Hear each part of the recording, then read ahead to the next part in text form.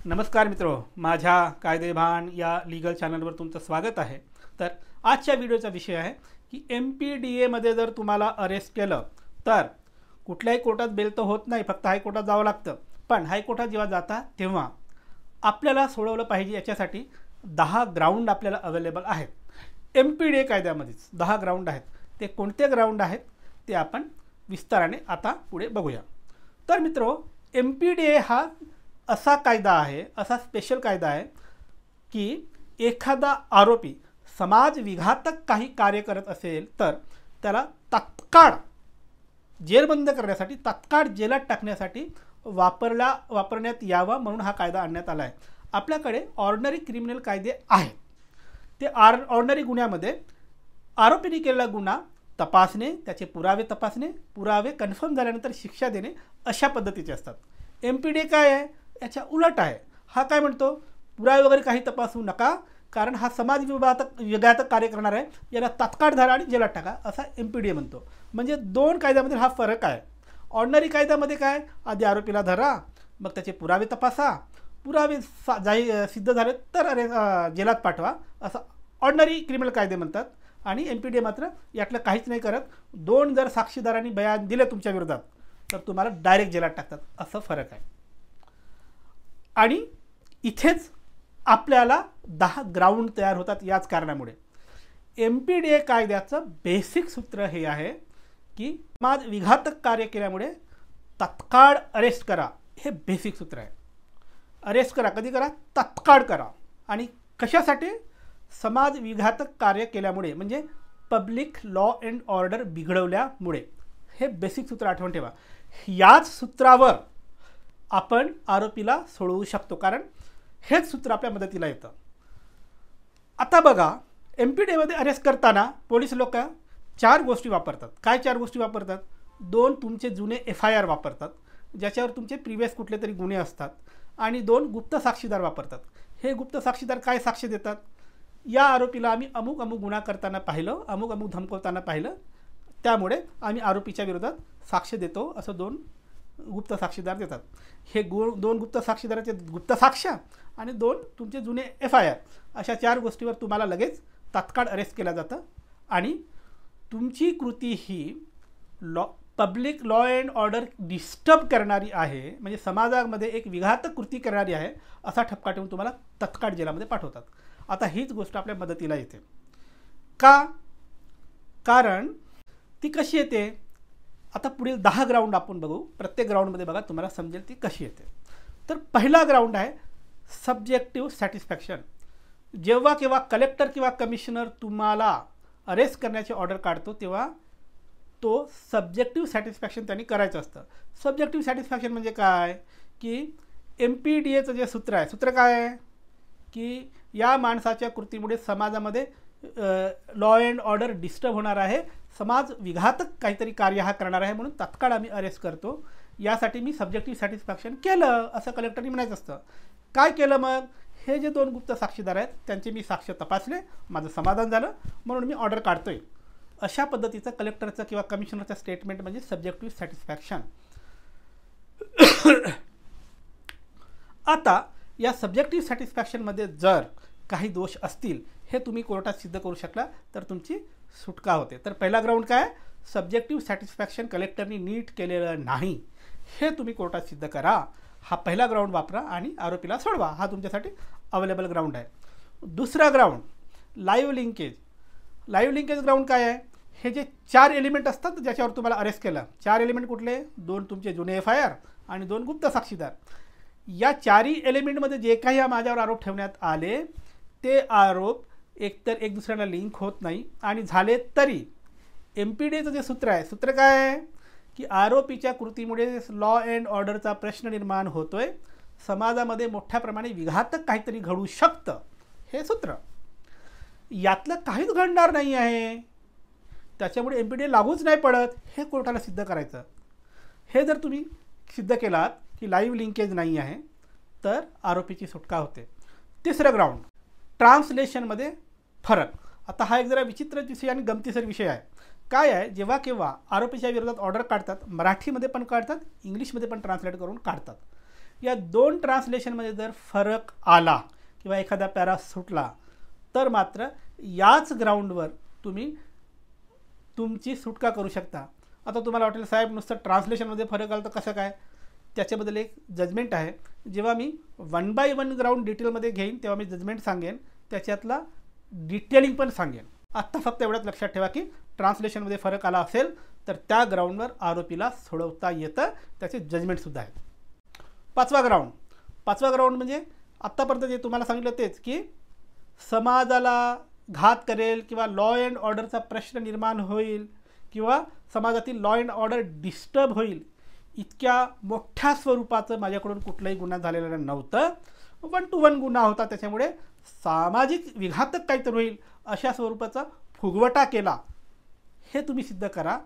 किंवा तुमचं गुन्ह्याचं जे स्वरूप आहे एक 1 to 1 कोणाशी तरी वैर आहे अशा स्वरूपाचं आहे, त्याच्यामुळे पब्लिक ऑर्डर वगैरे मोठ्या मोठ्या गोष्टी मला लागू पडत नाही हे तुम्ही सिद्ध केलात तर तुमची सुटका होते. तर हा जो आहे हा 5वा ग्राउंड आहे.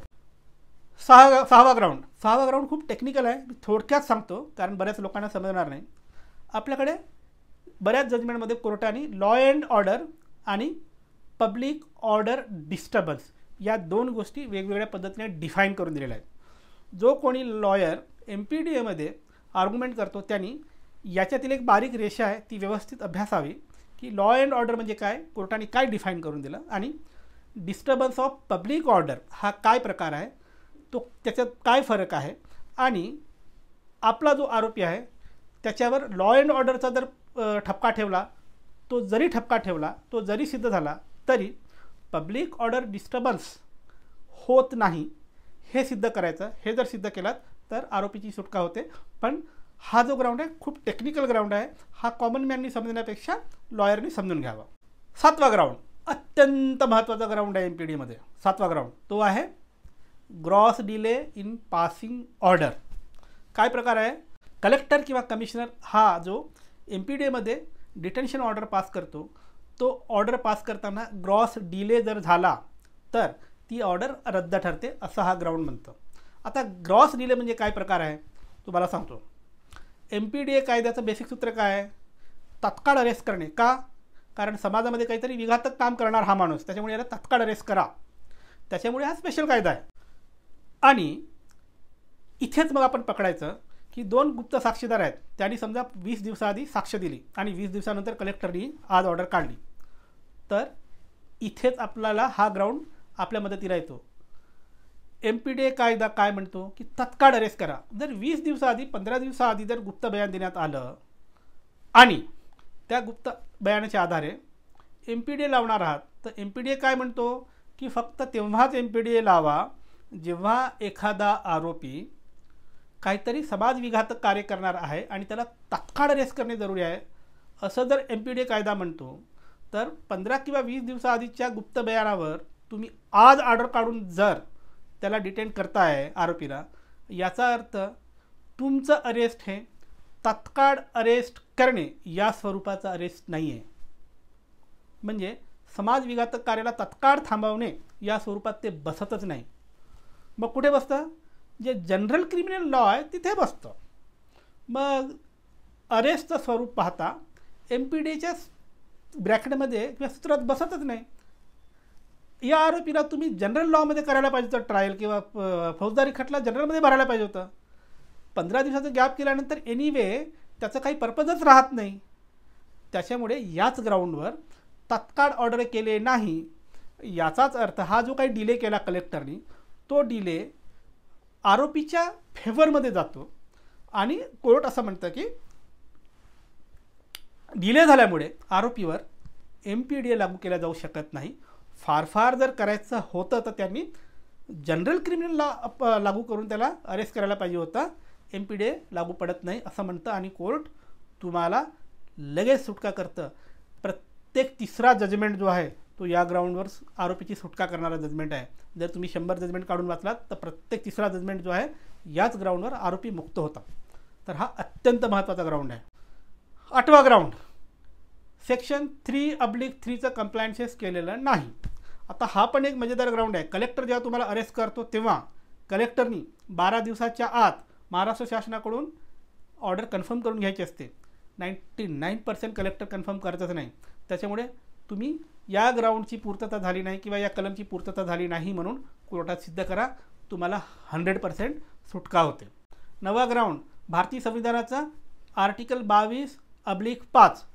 हे आर्टिकल काय म्हणतं की प्रत्येक आरोपीला आपलं रिप्रेझेंटेशन करण्याचा अधिकार आहे. त्यामुळे रिप्रेझेंटेशन करण्यासाठी त्याला संधी द्यावी. ती जर संधी दिली नाही तर त्या ग्राउंडवर सुद्धा आरोपीची सुटका होते, असं हे नवं ग्राउंड म्हणतं. 10वं ग्राउंड हा अत्यंत महत्त्वाचा ग्राउंड आहे, पण हा डिटेलमध्ये समजून घ्यावं लागतं. काय म्हणतं 10वं ग्राउंड की आपल्याकडे जसं MPDA कायदा आहे हा तात्काळ अरेस्टसाठी आहे. का तात्काळ अरेस्ट?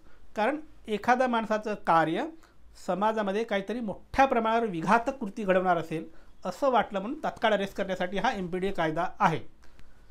जर त्या आरोपीची कृती अशा पद्धतीची नसेल, 1 to 1 क्राईम असेल कोणाशी, तर मात्र MPDA लावू नये. मग काय लावावं? ऑर्डिनरी क्रिमिनल लॉ आहे त्याच्यासाठी. ते ऑर्डिनरी क्रिमिनल लॉ लावावे आणि ट्रायल करावं असं म्हणतं. त्याच्यामुळे जर तुमचा ऑफेन्स किंवा तुमचा गुन्हा अशा नेचरचा असेल ज्याच्यातून कोणाशी तरी 1 to 1 दुश्मनी सिद्ध होत असेल आणि त्या केसमध्ये तुमच्यावर जर MPDA लावला, तर हा जो 10वा ग्राउंड आहे की ऑर्डिनरी लॉज आर अवेलेबल, या ग्राउंडवर तुम्ही तुमची सुटका करू शकता, हमखास सुटका होते. तर मित्र, हे होते 10 ग्राउंड की MPDA जर तुम्हाला अरेस्ट केलं तर कशा पद्धतीने हे 10 ग्राउंड तुम्ही वापरू शकता किंवा कोणते 10 ग्राउंड आहेत जे वापरून तुम्ही आपली सुटका करून घेऊ शकता त्याची माहिती. आता पुढे मी व्हिडिओ बनवणार आणि प्रत्येक ग्राउंडचे डिटेल आणि प्रत्येक ग्राउंडचं किमान एक केस लॉ मी पुढच्या सिरीजमध्ये तुम्हाला समजावून सांगणार आहे. मित्र, तुमच्यासाठी असंच मी कायद्याचे व्हिडिओ आणत राहीन. कायद्याचं ज्ञान वाढवण्यासाठी कायदेभान पाहत राहा. आणि हो, ज्यांना कायदेशीर सल्ला हवा आहे ते संपर्क करू शकतात. नंबर स्क्रीनवर दिसतोय, पण थेट फोन करायचा नाही, अजिबात फोन करायचा नाही. व्हॉट्सॲपवर नाव, गाव, जिल्हा, केसची माहिती लिहून पाठवा. जर तुमच्या केसमध्ये मेरिट असेल तर आम्ही सल्ला देऊ. बाय.